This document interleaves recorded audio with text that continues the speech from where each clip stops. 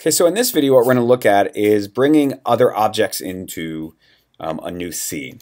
So right now we have this rhino in the middle of the street, and we want to make it look like it belongs or was in this street. So the first thing we have to take a look at is the lighting on the rhino and the lighting kind of that's in this scene. As you can see, I think the lighting is coming kind of from over in this direction. So I don't feel like he would have as much lighting on the front of him as possible. So what I did was, this is just a hue and saturation lever where the lightness is brought down. And then there's a mask that's sitting over top of it, right? So what we're getting is just a kind of toning down of the highlights that are actually on the rhino itself. So if the light's kind of coming from above, kind of up here, it would cast kind of a general shadow. So let's take a look. Right, that one's going back. This one is, if you wanted the head to feel like it was on the shadow. This one is kind of sitting underneath his feet. So let's take a look at that for a second. And all this is, I just made a big blobby shape. Because after all, that's kind of what the rhino would make. He would make this kind of big blobby shape. And I'm actually going to maybe add some kind of over here. Right? He would add this blobby shape. It's really the lack of sun, hitting him will create this.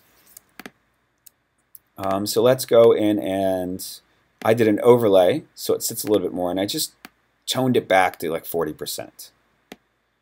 Okay, so you could kind of adjust that as you kind of see fit, but it's just kind of creating, the general idea of this shadow. Okay. The next thing is, we don't want to do that. Casting it maybe back a little bit if that's where you wanted this to go. So maybe the light is coming, is it coming more from here? And that's just kind of making the same blobby shapes kind of in the back. And then I feel like he also needs just a little bit more. If he was really kind of standing where his feet were touching, would create more of a shadow. So let's take a look. All this is, okay, let's take this layer off for a second. All this is this gray kind of shape. Now, when creating shadows, let's step back for a second. When creating shadows, let's turn this back. I actually made a mistake with this one, if you don't change it to overlay, where that's actually 100% black, which it really shouldn't be. It really should be a kind of a tone of some of these darker areas in here. Now, there's nothing that really has a shadow on it, so it's really kind of hard to grab some darkness. But if you just kind of grabbed more of a dark gray, just to show you the difference. Okay, so you saw the black one. Now this is kind of with a darker gray, and multiply sits on there, and I think it does a fairly good job as well. Let's try overlay.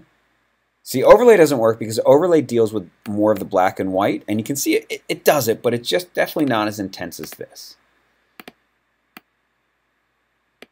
Right, so the trick is, if you're going to use black, make sure you're using overlay, because it'll tone it down a little bit more. If you're not using overlay, you want to kind of pick a tone from in there. And usually it's not 100% black.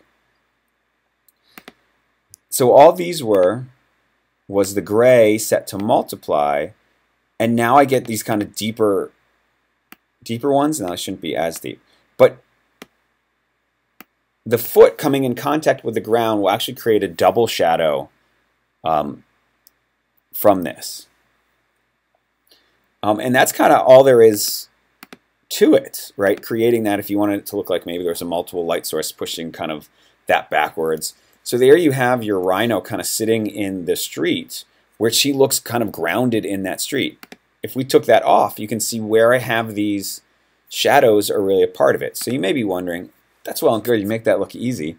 How did you create those?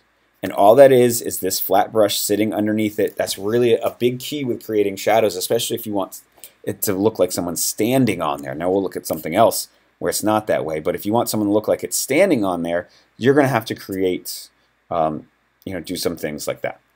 Or using that brush will definitely help you out.